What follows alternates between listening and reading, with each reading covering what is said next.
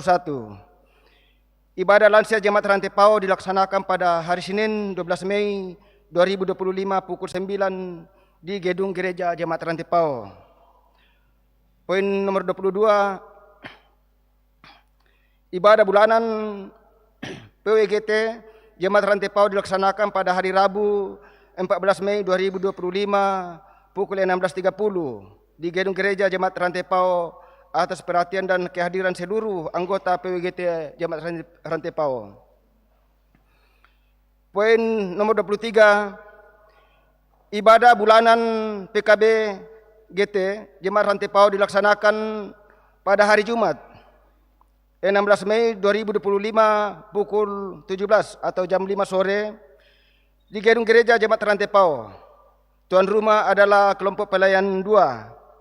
Atas perhatian dan kehadiran seluruh anggota PKB GT Jemaat Rantai Pau diucapkan terima kasih.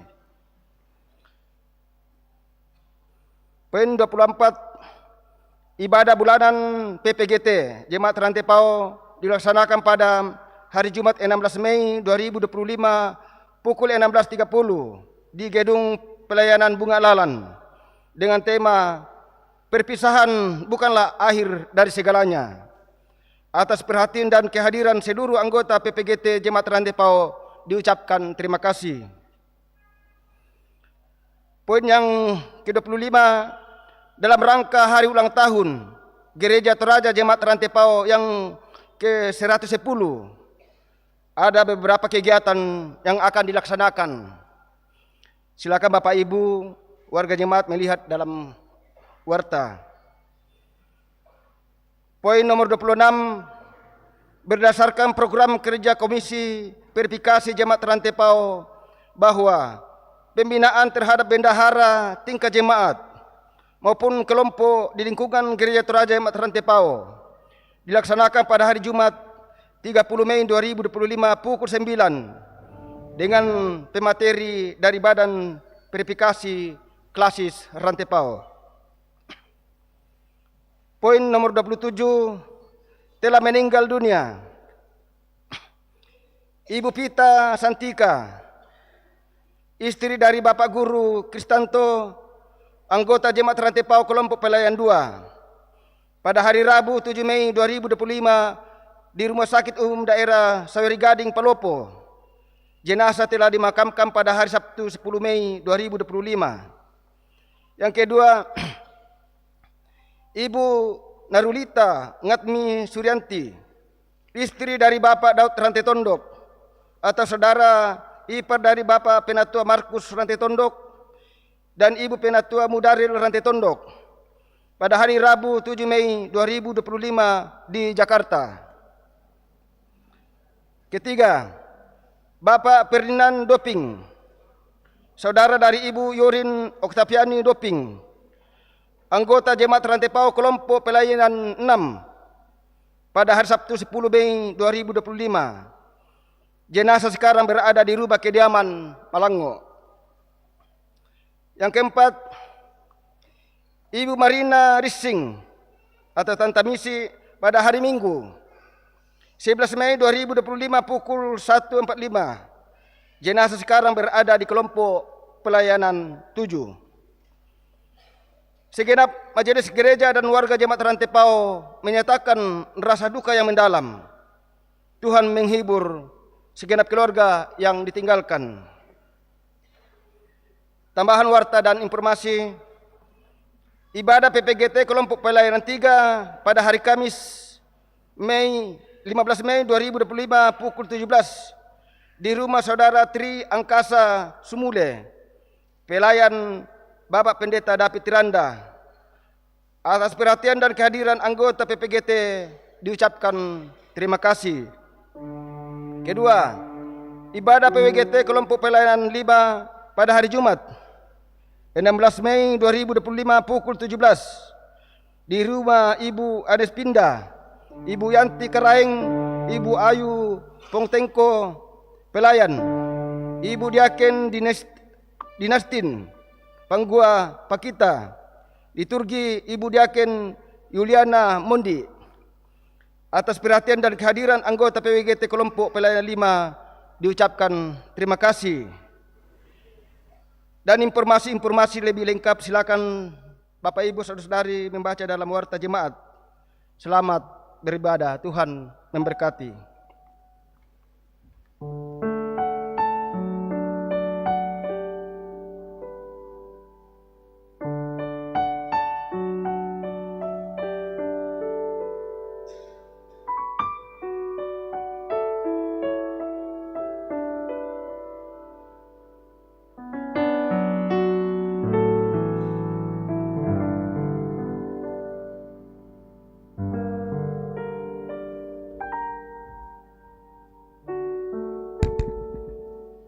Selamat pagi, selamat hari Minggu. Tuhan Yesus memberkati kita semua. Saudara-saudari, selamat berjumpa dalam persekutuan kita saat ini. Pemeliharaan Tuhan sungguh nyata dalam hidup kita, sehingga minggu ini kita dapat memasuki Minggu Prapaskah keempat dengan tuntunan tema pasti tidak binasa. Kita menghadap hadirat Tuhan, menyembah dan memuliakan namanya. Jemaat saya undang kita bangkit berdiri. Haleluya, pujilah.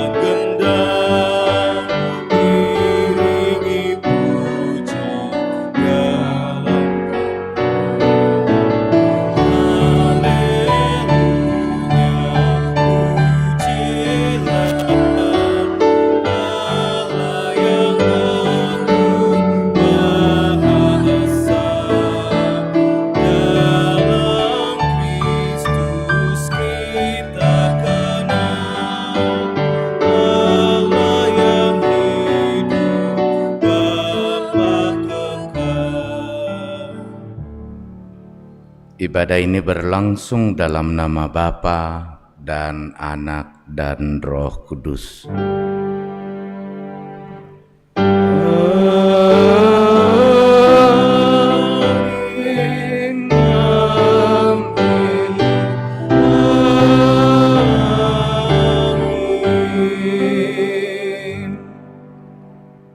Kasih karunia dan damai sejahtera dari Allah Bapa kita, dari Yesus Kristus dan dari Roh Kudus menyertai kamu.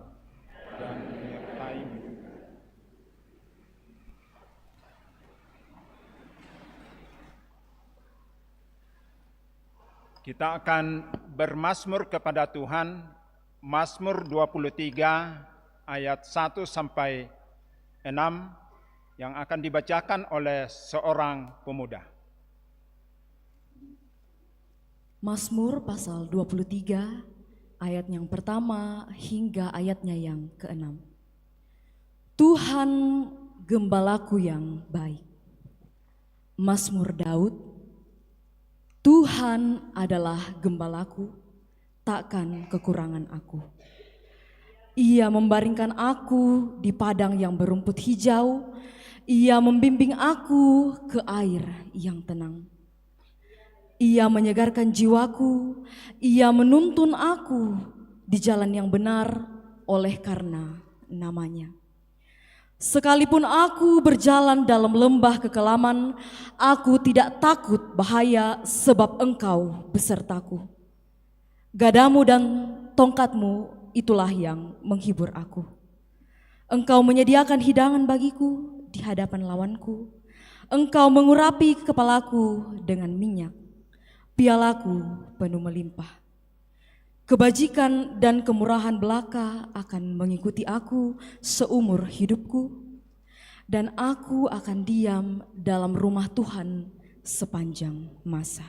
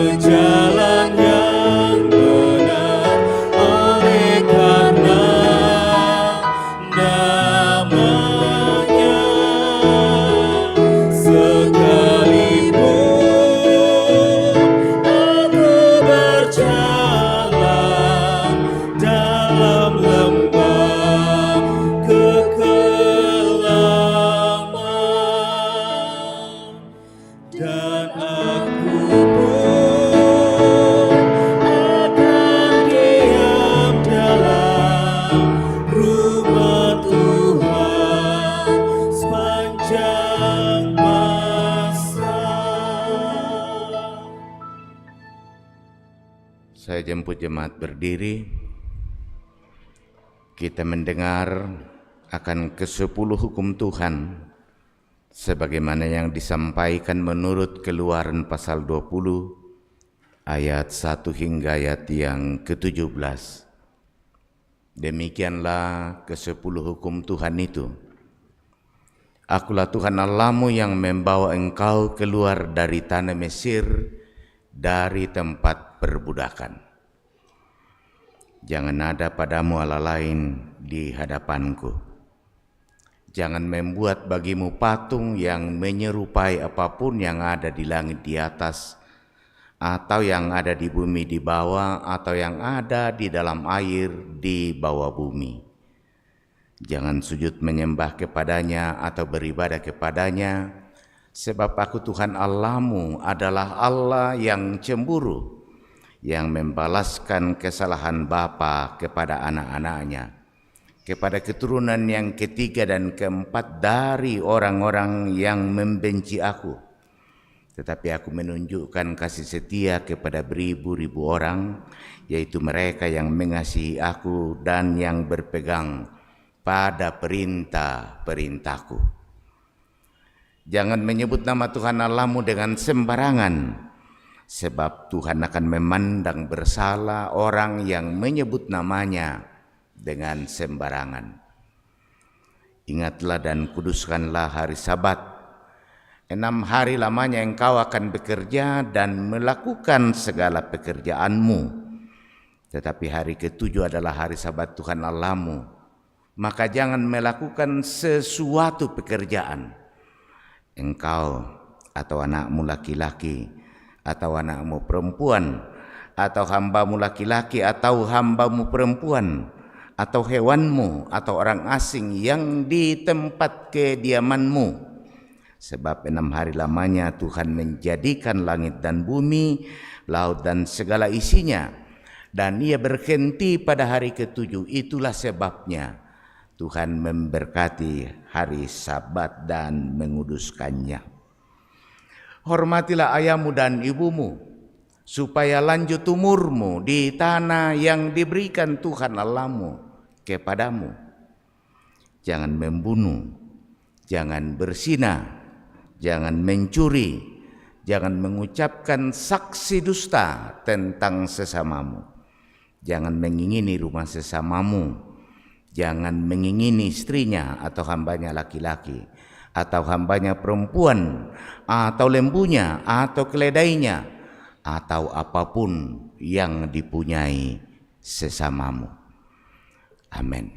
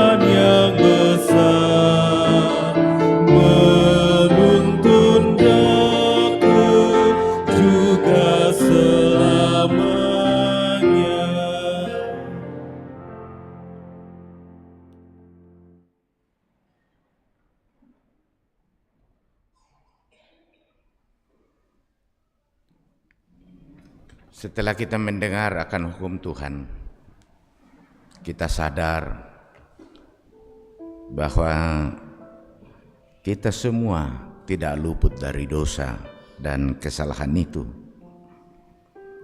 Mari kita dalam kerendahan hati tunduk diri di hadapan Tuhan sambil mengaku dosa kita.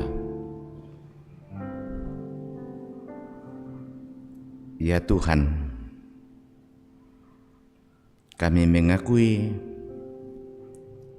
bahwa kami telah berdosa kepadamu dan kepada sesama kami melalui pikiran, perkataan, dan perbuatan. Ampuni dan kasihanilah kami ya Tuhan.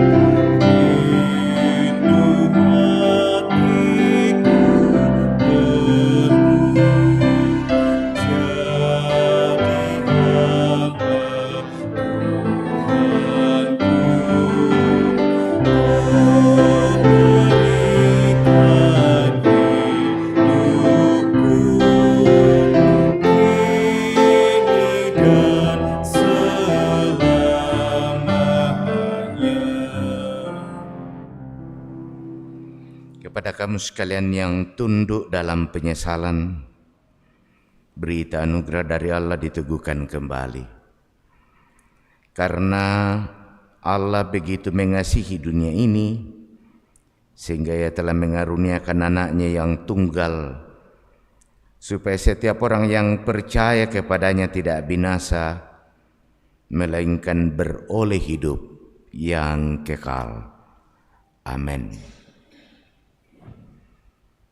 Jemaat yang dikasihi Tuhan, mari kita mempersiapkan hati dan pikiran kita untuk membawa persembahan syukur kita kepada Tuhan yang empunya hidup dan kehidupan kita.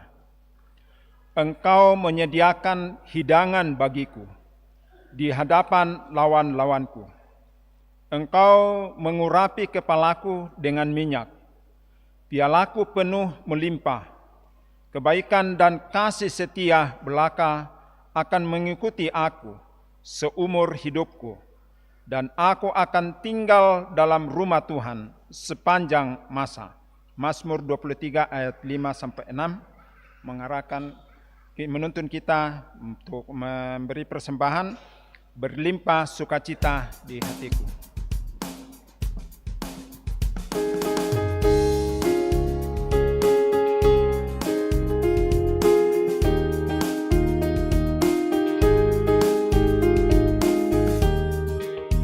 Berlimpah sukacita di hatiku, di hatiku, di hatiku. Berlimpah sukacita di hatiku, tetap di hatiku. Aku bersyukur, bersukacita, kasih Tuhan diam di dalamku. Aku bersyukur, bersukacita,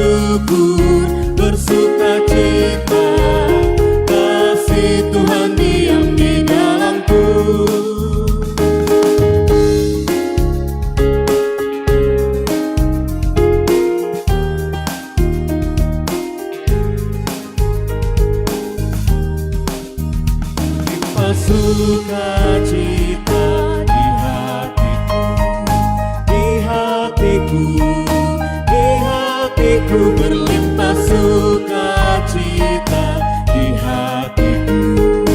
Tetapi hatiku, aku bersyukur, bersukacita, kasih Tuhan diam di dalamku. Aku bersyukur, bersukacita, kasih Tuhan diam di dalamku.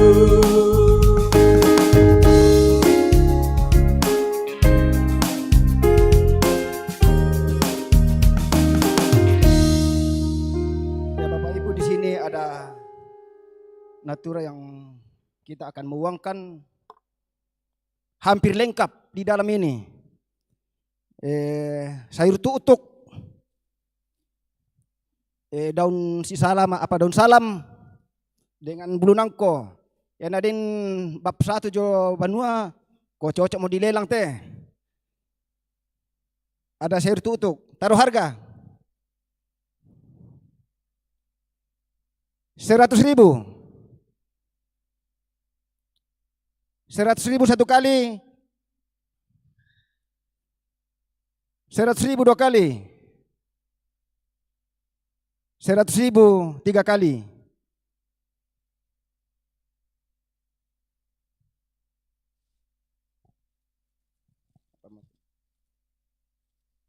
Singkong, iya, dua kayu. Taruh harga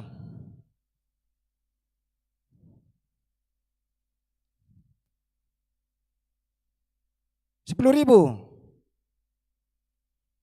10.000 satu kali, 50.000. 50.000 dua kali, 50.000 tiga kali.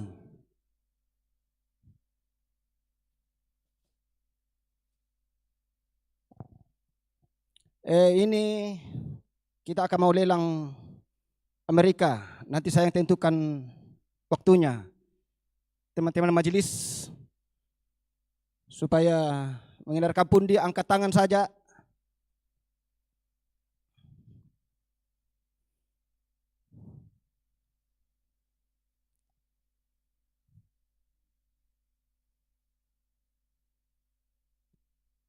Ya, silakan Bapak Ibu angkat tangan.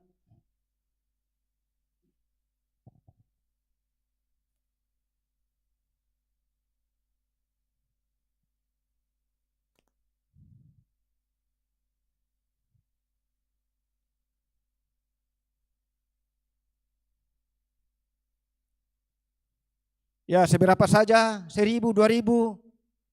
Silakan Bapak Ibu.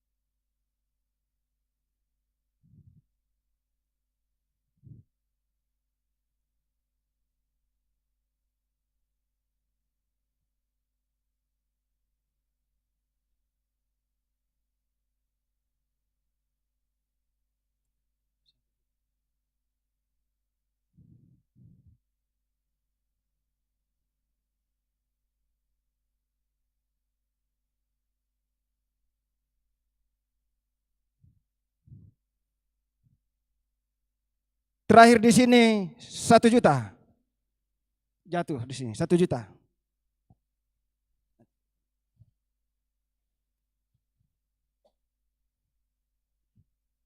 Terima kasih Bapak Ibu atas persembahannya. Tuhan Yesus memberkati.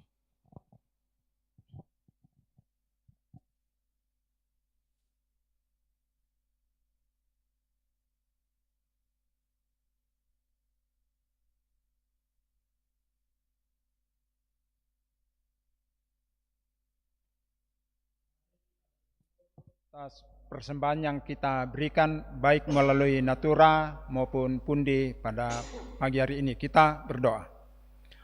Ya Tuhan, ya Allah kami di dalam surga, kepadamu-lah pada pagi hari ini kami datang bersyukur, memuji dan memuliakan nama Tuhan.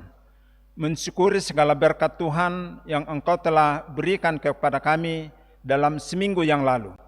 Pagi hari ini Tuhan kami telah mempersembahkannya itu. Berkatilah agar persembahan ini dapat digunakan untuk kelebaran firman-Mu. Dan yang masih ada pada kami Tuhan, berkati pula agar kami dapat mempergunakannya dalam kehidupan yang Tuhan karuniakan. Ini doa syukur kami bawa dalam anak-Mu Yesus Kristus, Tuhan dan Juru Selamat kami. Kami berdoa. Amin.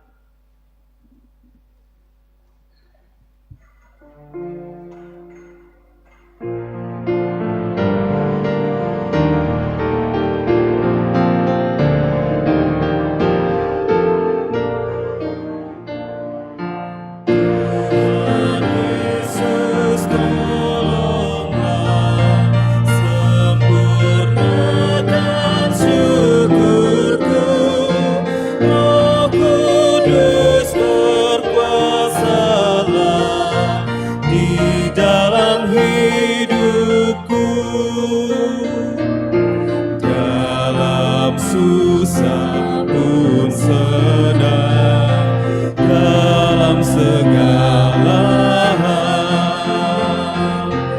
Aku bermazmur dan ucap syukur, itu kehendaknya.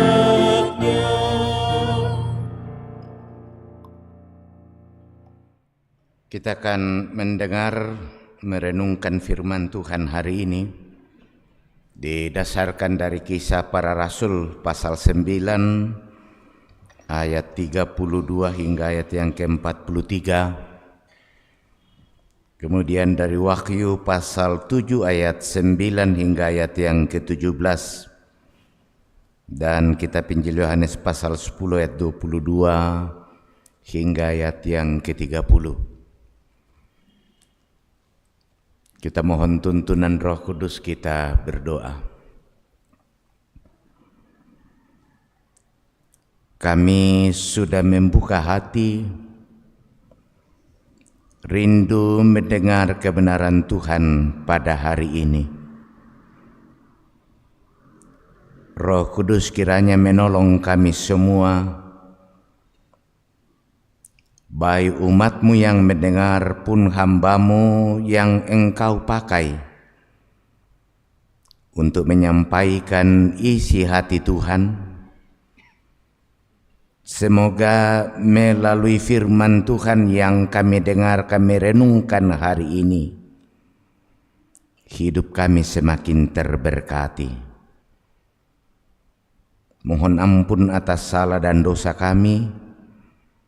Di dalam nama Yesus kami berdoa. Amin.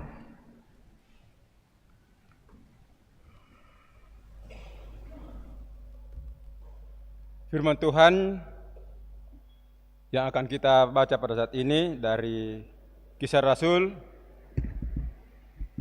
pasal 9 ayat 32 sampai ayat yang ke-43. Kisah Rasul pasal 9 ayat 32 sampai ayat yang ke-43. Lembaga Alkitab memberikan judul Petrus menyembuhkan Eneas dan membangkitkan Dorcas. Pada waktu itu Petrus berjalan keliling, mengadakan kunjungan kemana-mana. Dalam perjalanan itu, ia singgah juga kepada orang kudus yang di Lida.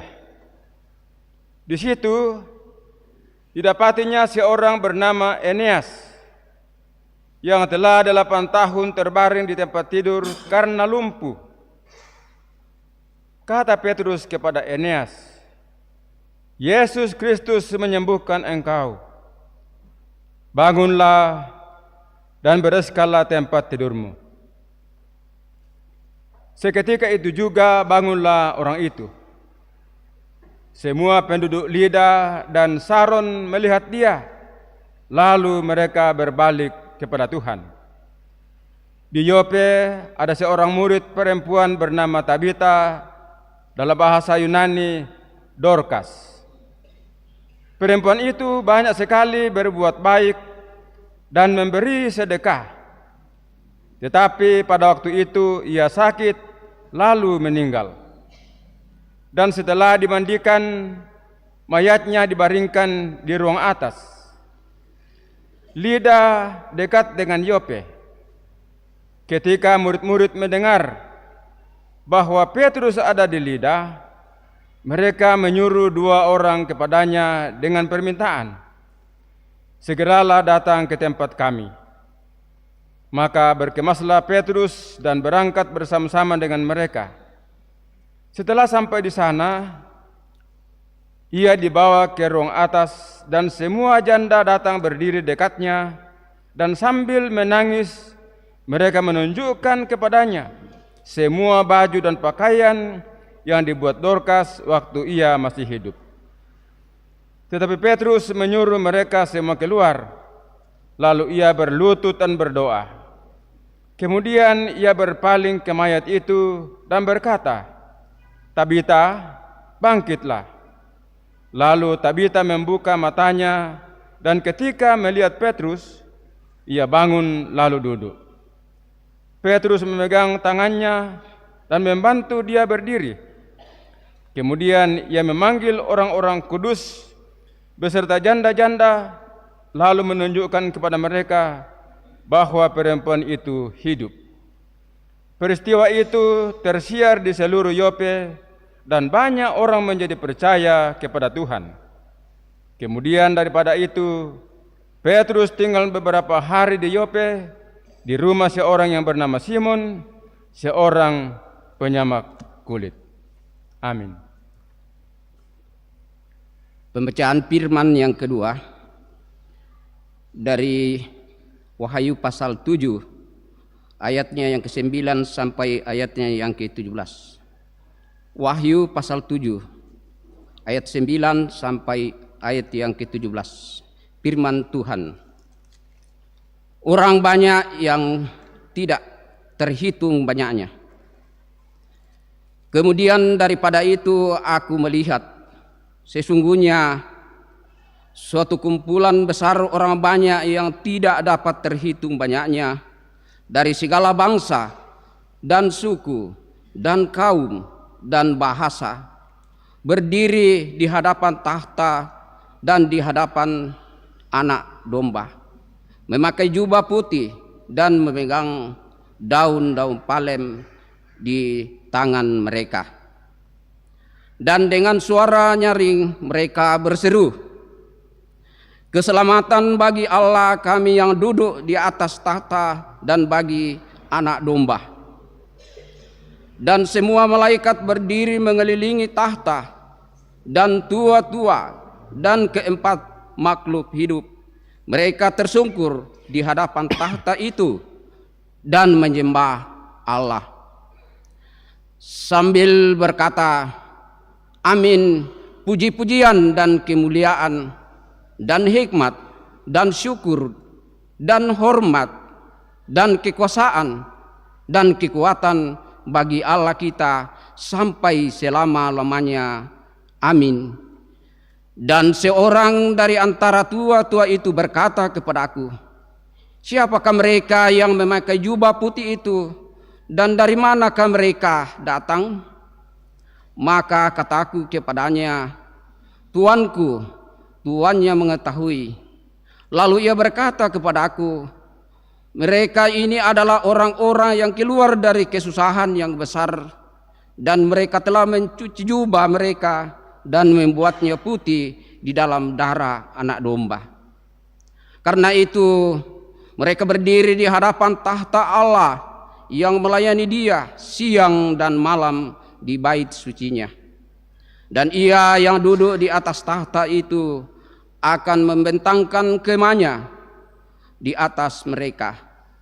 Mereka tidak akan menderita lapar, dahaga lagi, dan matahari atau panas terik tidak akan menimpa mereka lagi.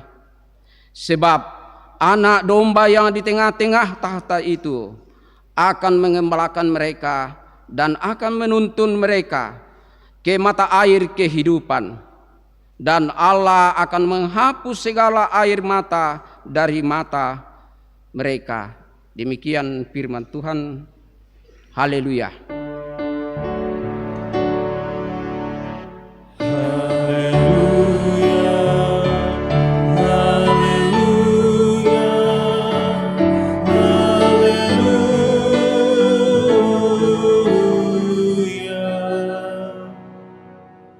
Kitab Injil Yohanes pasal 20 ayat 22 hingga ayat yang ke-30. Lembaga Alkitab Indonesia memberi judul Yesus ditolak oleh orang Yahudi. Tidak lama kemudian tibalah hari raya pentahbisan Bait Allah di Yerusalem. Ketika itu musim dingin. Dan Yesus berjalan-jalan di bait Allah di serambi Salomo. Maka orang-orang Yahudi mengelilingi dia dan berkata kepadanya, berapa lama lagi engkau membiarkan kami hidup dalam kebimbangan? Jikalau engkau Mesias, katakanlah terus terang kepada kami. Yesus menjawab mereka, aku telah mengatakannya kepada kamu, tetapi kamu tidak percaya. Pekerjaan-pekerjaan yang kulakukan dalam nama Bapakku, itulah yang memberikan kesaksian tentang aku. Tetapi kamu tidak percaya, karena kamu tidak termasuk domba-dombaku. Domba-dombaku mendengarkan suaraku, dan aku mengenal mereka, dan mereka mengikut aku. Dan aku memberikan hidup yang kekal kepada mereka, dan mereka pasti tidak akan binasa sampai selama-lamanya, dan seorang pun tidak akan merebut mereka dari tanganku. Bapakku yang memberikan mereka kepadaku lebih besar daripada siapapun, dan seorang pun tidak dapat merebut mereka dari tangan Bapa. Aku dan Bapa adalah satu. Kores sumanga apuang.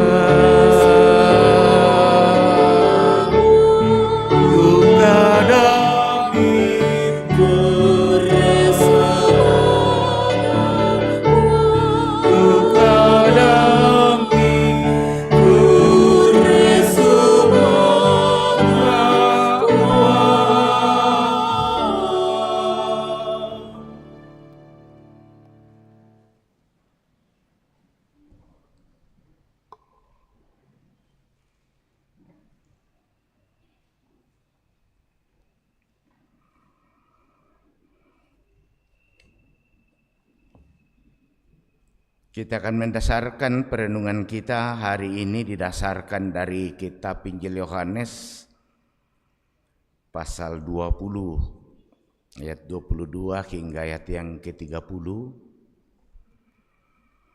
Dalam satu pokok pasti tidak binasa, atau dalam bahasa ibu manasa tayanala sanggang.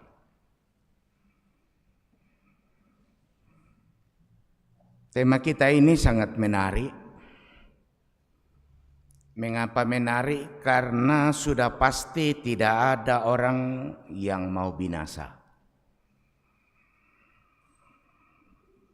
Tema ini menarik karena sudah pasti semua orang ingin hidupnya supaya jauh dari yang namanya kebinasaan. Tapi pertanyaannya adalah hal terpenting apa yang harus kita miliki dalam mengikut Tuhan. Bapak Ibu Saudara-saudara, sesungguhnya status kita di hadapan Allah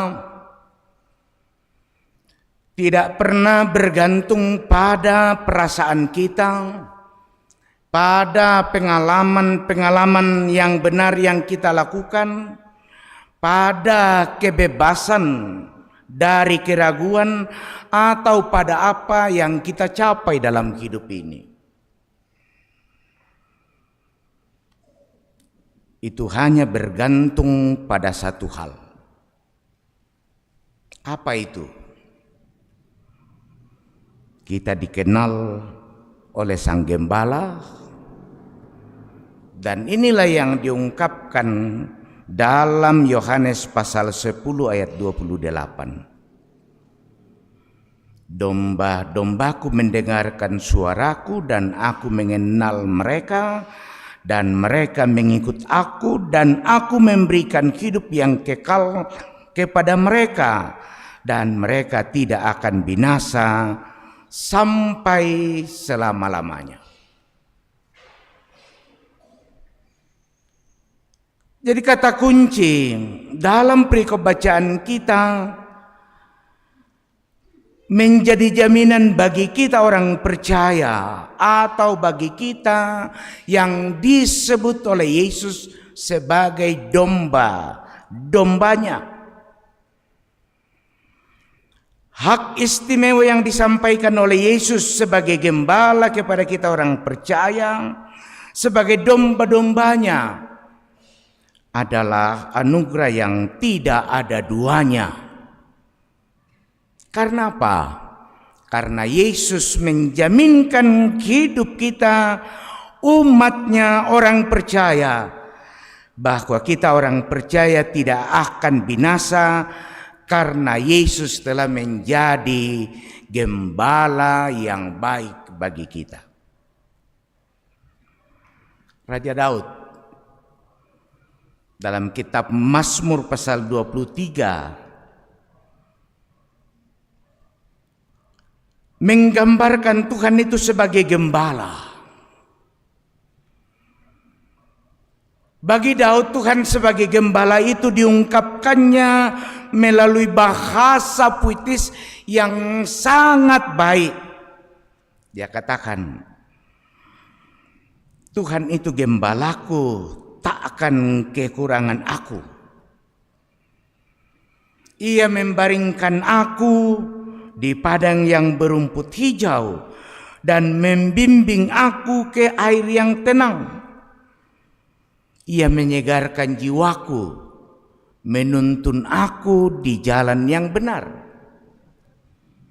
Sekalipun aku berjalan dalam lembah kekelaman, aku tidak takut bahaya, sebab Tuhan besertaku. Bagi Daud, dia sungguh menikmati bagaimana Tuhan telah berperan secara baik dalam hidupnya sebagai gembala. Karena itu dia menggambarkan Tuhan itu seperti seorang gembala yang sangat baik bagi hidup Daud. Daud merasa tenang. Dia merasa aman saat dia bersama dengan Tuhan. Ia meyakini tidak ada seorang pun yang dapat merebut dirinya dari tangan Tuhan. Karena itu secara jujur melalui proklamasi imannya, dia lalu mengatakan, aku tidak akan binasa. Sekalipun aku berjalan dalam lembah kekelaman, kata Daud. Sekalipun banyak yang akan menjebak dan akan memangsa dirinya, tapi Tuhan menjaganya. Itu dibuktikan oleh Daud ketika begitu banyak orang dan terutama musuh-musuhnya ingin membunuh Daud. Allah setia menjaga, memeliharanya. Yesus pun menyempurnakan itu. Makanya dalam kitab Injil Yohanes pasal 10 ayat 10, ia berkata, aku datang supaya mereka memperoleh hidup dan memperolehnya dalam segala kelimpahan. Ternyata saudara-saudara, tujuan Yesus datang bukan supaya aku kenyang. Sebenarnya tujuan Yesus datang bukan hanya supaya aku sehat. Tapi tujuan utamanya supaya aku hidup. Dan hidup yang kumiliki adalah hidup yang berkelimpahan dalam segala hal. Bapak Ibu saudara-saudara, kehidupan yang berkelimpahan yang Yesus bicarakan tidak hanya tersangkut dengan kelimpahan usia, kelimpahan kekayaan, kelimpahan status atau prestasi. Yang Yesus bicarakan dalam kehidupan yang berkelimpahan adalah berada dalam kasih Allah yang dinyatakan dalam diri Yesus Kristus. Kasih yang melimpah kepada semua orang dan kepada sesama. Itu adalah kehidupan kekal. Karena apa? Karena sumbernya ada di dalam Allah yang kekal. Ada di dalam Yesus yang adalah kebangkitan dan hidup yang kekal itu.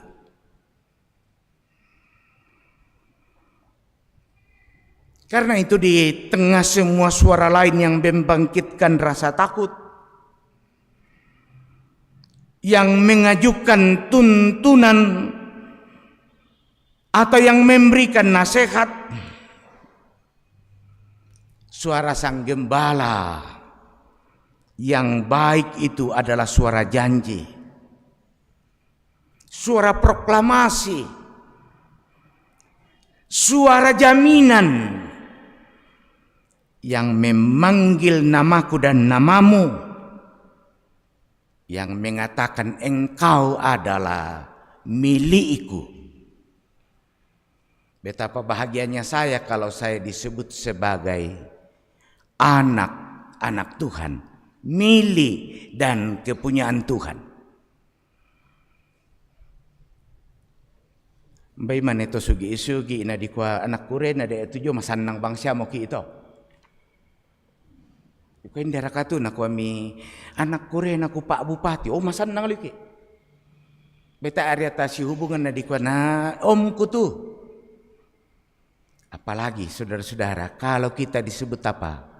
Anak-anak Tuhan.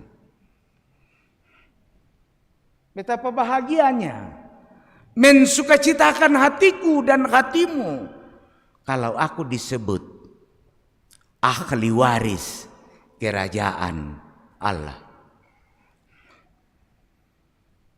Karena itu Bapak Ibu, apa yang diceritakan dalam kitab Injil Yohanes pasal 10 sesungguhnya adalah metafora yang melukiskan hubungan umat dengan Yesus.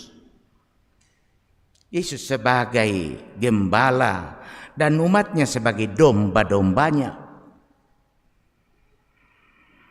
Tuhan sebagai gembala yang memiliki kasih kepada umatnya atau domba, yang membawa umatnya, yang membawa domba-dombanya ke sumber air, membawa domba-dombanya ke rumput hijau sebagai kebutuhan utama, dan melindungi domba-dombanya dari sergapan binatang buas. Itu yang dilakukan Yesus sebagai gembala yang memanggil domba-dombanya dengan namanya, yang menuntun keluar dan kemudian berjalan di depan mereka. Dan tidak hanya itu, dia terkadang memikulku dan memikulmu ketika engkau dan aku tak berdaya. Dia menaruh engkau dan aku di atas bahunya. Bahkan lebih sempurna lagi, karena cintanya kepada dunia ini, kepadaku dan kepada kita semua, Sang Gembala itu lalu memberikan dirinya di atas kayu salib. Mungkin aku sebagai seorang bapa kepada anak aku tidak akan sanggup seperti itu. Tapi Yesus yang Sang Gembala itu, karena cintanya yang besar bagi domba-dombanya, dia memberikan hidupnya di atas kayu salib. Dia telah menyatakan cinta kasihnya melalui pengorbanannya dan kebangkitannya. Karena itu saudara-saudara, kembali ke pertanyaan awal tadi. Hal terpenting apa yang harus kita miliki sebagai umat Tuhan, sebagai domba-domba yang Yesus kasihi? Ayat 27 bercerita, domba-dombaku mendengarkan suaraku, dan aku mengenal mereka, dan mereka mengikut aku. Ternyata saudara-saudara, hal yang terpenting yang dimiliki oleh setiap domba, oleh setiap orang percaya adalah 267. Relasi. Saya ulangi, hal yang terpenting yang harus dimiliki oleh setiap orang percaya adalah angka 2, 6 dan 7. Relasi. Relasi kita dengan Tuhan, kekerapan dengan Tuhan, keintiman dengan Tuhan, ketaatan kepada Tuhan. Tanpa itu, hidupmu dan hidupku akan binasa. Mengapa? Karena hakikatnya domba, hewan itu sangat lemah. Hakikatnya domba itu rentan. Kemampuan bertahannya terbilang buruk dalam menghadapi setiap provokator atau dalam menghadapi setiap predator. Larinya tidak secepat dengan hewan-hewan lain. Bahkan domba itu menggambarkan sosok yang lemah, sosok yang bodoh, mudah tersesat, selalu dalam bahaya dan tidak berdaya dalam menghadapi setiap tantangan yang penuh mara bahaya dan gampang tersesat. Seperti itu kira-kira gambaran yang disampaikan oleh Tuhan terhadap kita domba-dombanya. Marawa bangki tobang. Tiro ki apa me elok lembo elok ta.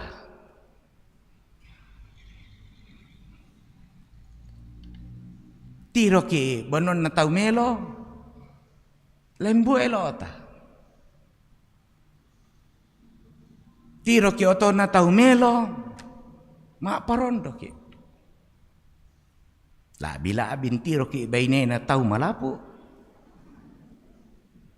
Malese ngata-ngata. Kita sangat rentan. Karena itu jangan heran mengapa ada pejabat-pejabat gereja jatuh. Pendeta jatuh. Penatua jatuh. Apalagi diaken. Jatuh.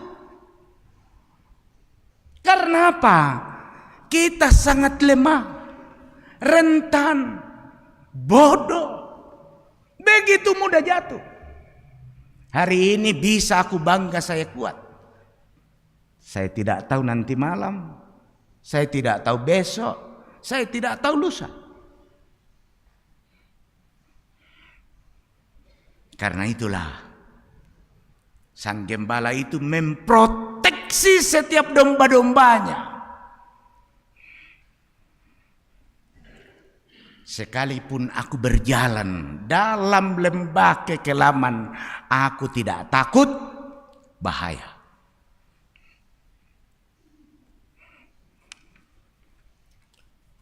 Rasul Petrus dalam bacaan kita yang pertama melalui Kisah Para Rasul pasal 9 ayat 32-43. Saat dia berjalan keliling mengadakan kunjungan lalu singgah kepada orang-orang kudus yang ada di Lida, Tuhan memakai Petrus menyatakan cinta kasihnya kepada seorang yang bernama Eneas yang sudah 8 tahun terbaring sakit, kepada seorang perempuan yang bernama Tabita atau Dorcas yang sudah meninggal. Semua itu dilakukan oleh Tuhan melalui Petrus. Karena Tuhan tidak menginginkan setiap umatnya domba-dombanya binasa.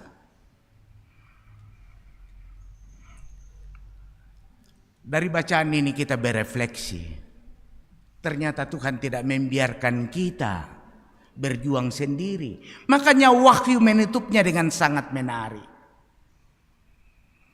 Ketika kita berada bersama dengan Tuhan, dalam relasi dengan Tuhan secara baik dan akrab, di sana apa? Ya, mungkin diangkat kasihan.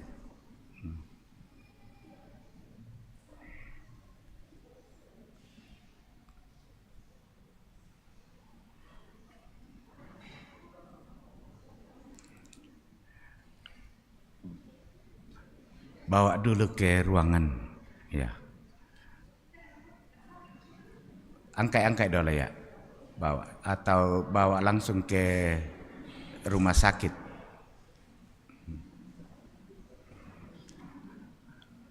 Antar langsung saja ke mana?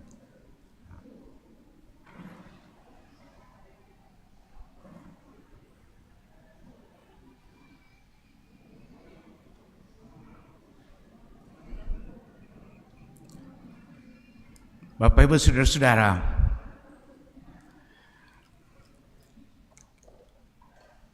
Petrus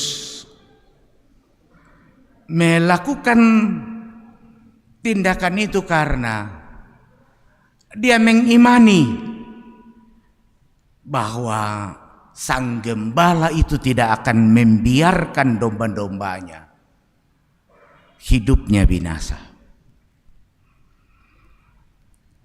Kalau pada diri kita ada berbagai macam gumul kita, cerita dalam Kisah Para Rasul pasal 9 ini menjadi kekuatan. Seorang yang bergumul 8 tahun ternyata dibebaskan Tuhan. Bahkan maut sekalipun, kematian sekalipun, ternyata Tuhan melalui diri Petrus ubahkan menjadi kehidupan. Karena itu saudara-saudara, teruslah mengandalkan Tuhan, bangunlah relasi dengan Tuhan, keakraban dengan Tuhan, ketaatan kepada Tuhan, kesetiaan kepada Tuhan, karena Dialah gembala kita dan Dia tidak akan membiarkan kita binasa. Amin.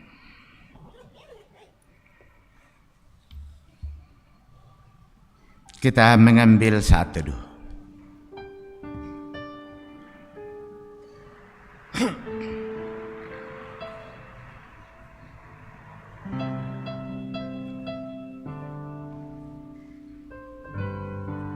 Bersama kita naikkan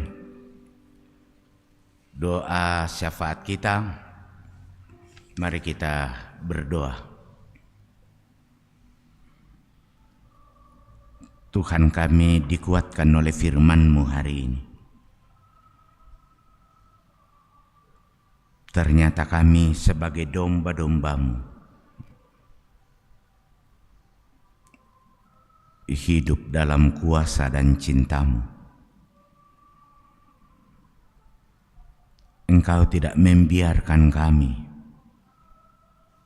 mati dalam kelaparan. Engkau tidak membiarkan kami ketika ada penyakit yang kami derita, kami tanggung sendiri. Bahkan Engkau telah menyatakan cinta-Mu melalui kebangkitan-Mu, dan itu juga yang dialami oleh Tabita.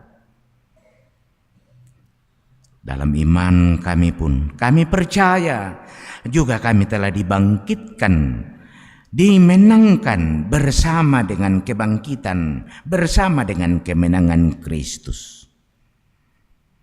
Terima kasih untuk firman-Mu itu. Kami bersyukur untuk kasih-Mu yang sudah kami alami 1 minggu lamanya. Di antara jemaat-Mu di jemaat Rantepau ini ada yang mengalaminya lewat pertambahan usia. Ada yang mengalaminya lewat kesembuhan. Ada yang mengalaminya lewat kesuksesan usaha pekerjaan, keberhasilan anak-anak.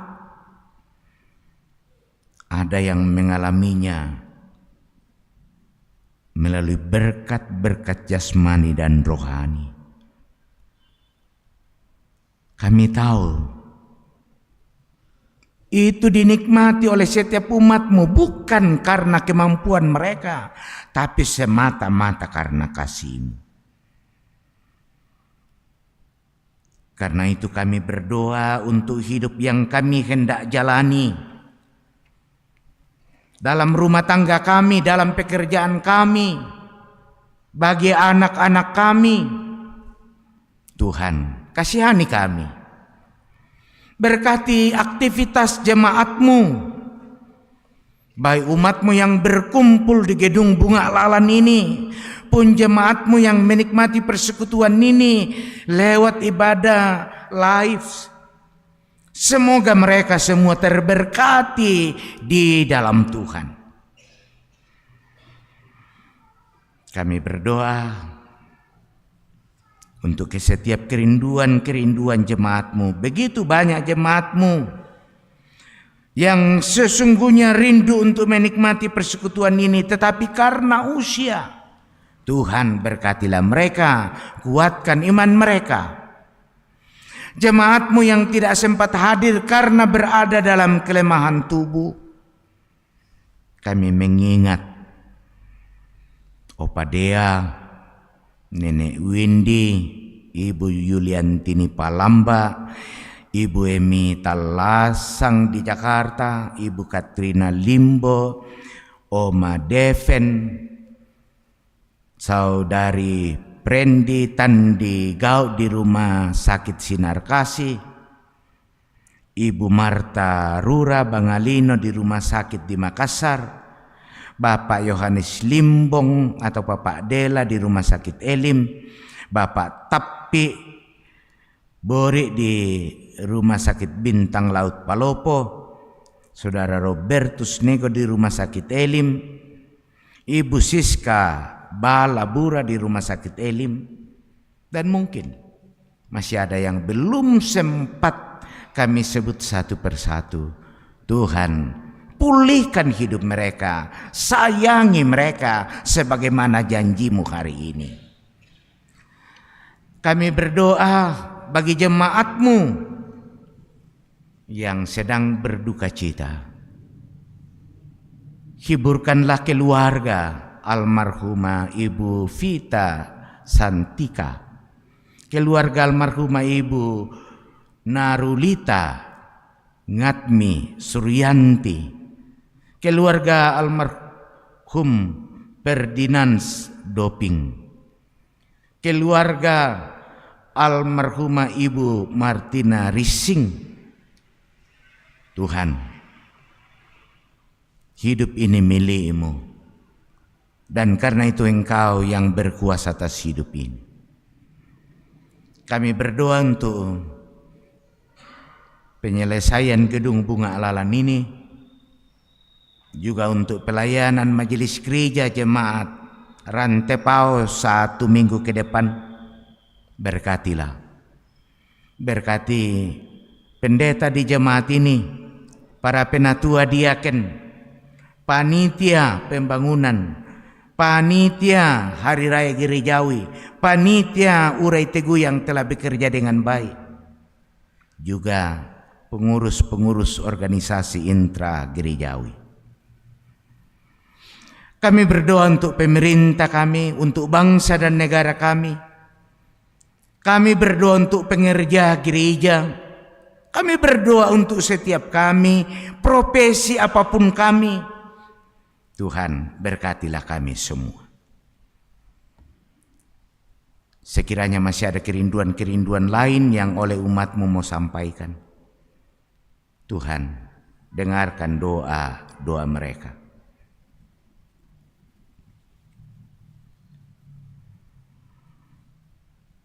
Menutup syafaat kami. Dalam ibadah ini, salah seorang umat-Mu kesehatannya terganggu dan sedang diupayakan untuk kesembuhannya ke rumah sakit. Dalam kebersamaan kami, kesatuan iman kami hari ini, kami menyerahkan hidupnya ke dalam tangan kuasa dan cinta kasih-Mu.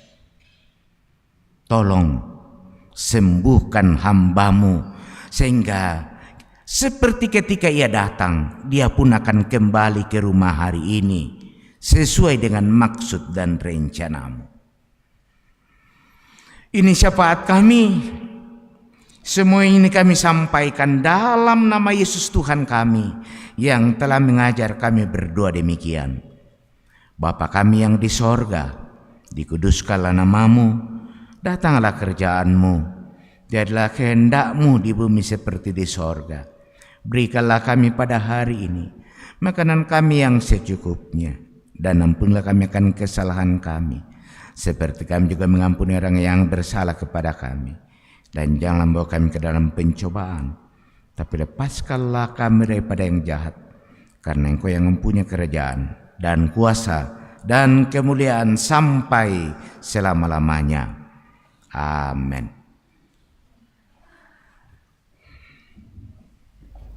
Segenap majelis gereja dan warga jemaat mengucapkan terima kasih kepada Tuhan yang telah mengutus hamba-Nya Bapak Pendeta Musa Sikombong memberitakan firman Tuhan kepada kita pada ibadah ini. Tuhan Yesus memberkati. Mari kita bangkit berdiri.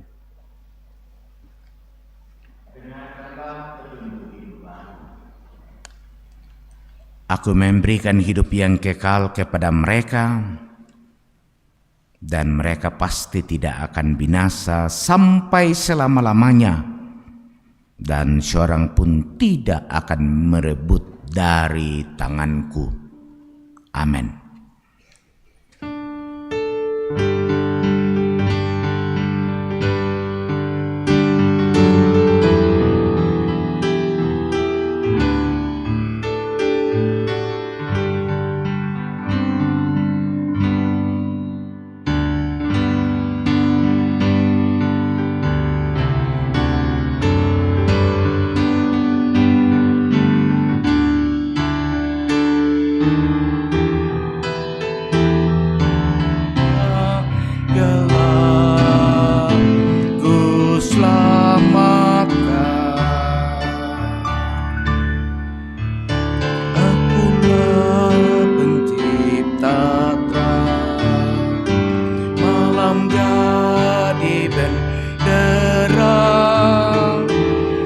apakah utusanku membawa terang? Ini aku, utus aku, ku dengar Engkau memanggilku. Utus aku, tuntun aku, ku beri hati akan umat-Mu. Pergilah, jalanilah hidupmu dalam tuntunan kuasa Tuhan. Beritakanlah Injil agar semakin banyak orang yang mendengar dan percaya, supaya tidak binasa. Roh Kudus kiranya yang menolong saya. Terimalah berkat dari Tuhan. Tuhan memberkati engkau dan melindungi engkau. Tuhan menyinari engkau dengan wajah-Nya dan memberi engkau kasih karunia. Tuhan menghadapkan wajah-Nya kepadamu dan memberi engkau damai sejahtera. Amin. Nyanyian syukur kita atas selesainya ibadah berkumandang suara dari seberang.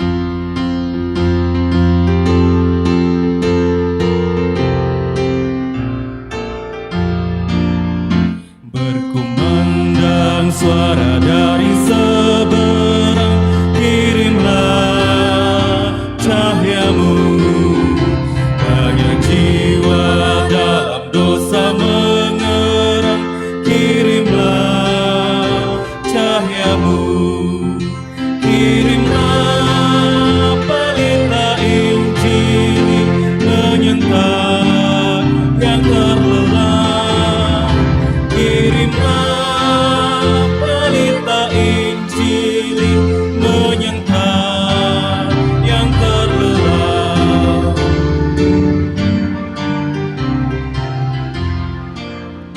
Kita telah dengar cerita dari jauh, kirimlah cahaya-Mu. Bantuan-Mu berikan, janganlah temu, kirimlah cahaya-Mu. Kirimlah pelita Injil menyentak yang terlelap. Kirimlah pelita Injil menyentak yang terlelap.